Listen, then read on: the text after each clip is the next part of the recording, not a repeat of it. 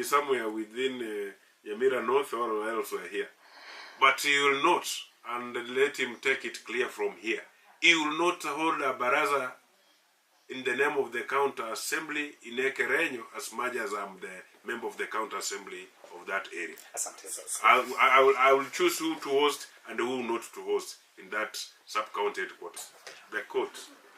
Yamota status quo remains, and the position of the speaker should not be filled until the matter has been heard.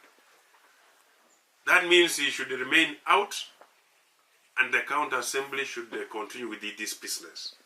He should remain out, and the acting person or the deputy speaker should take charge until the said matter has been resolved in court.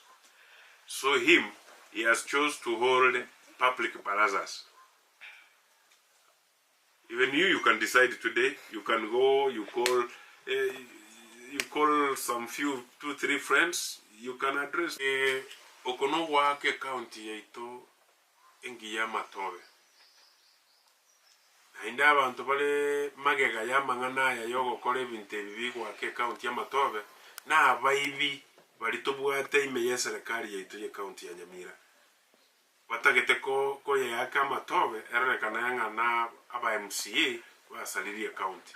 Lakini aba MCA we mean eto chinkoro chiito echisibogete gokorera abananchi banyamira egasi erietakeire negasi yeye era akoreke kera abantu baramere ekiburi kiri babwate no mugabano ito anche abwatoke okero agende gutarero okero eminetinga igo ebintu mbire bare gokora ebibe atatagete bimanyi okero tigerwanira na court kwenye koti yeko muirani sawa, lakini buna bone tara muirani naendo enda gaire kobete koti ebite kyara ya motebe tigenda otegerere nguko gamba tole ochakire bono kweburugunya nari gusaba inuye basandi ba yambara.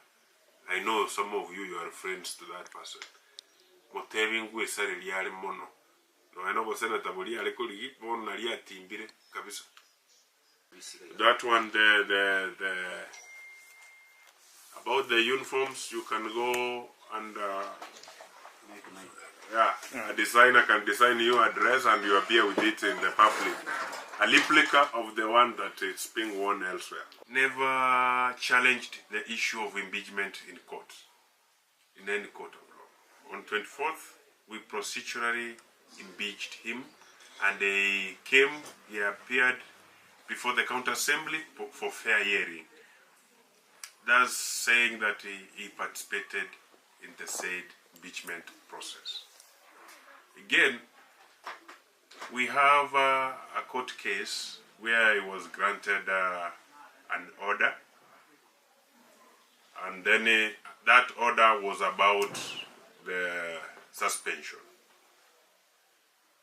and it will be heard on the 11th of this month. And the orders that were granted, the county assembly was never stopped to proceed with other processes. He was only told to come to the house, but he never resumed back in a procedural way.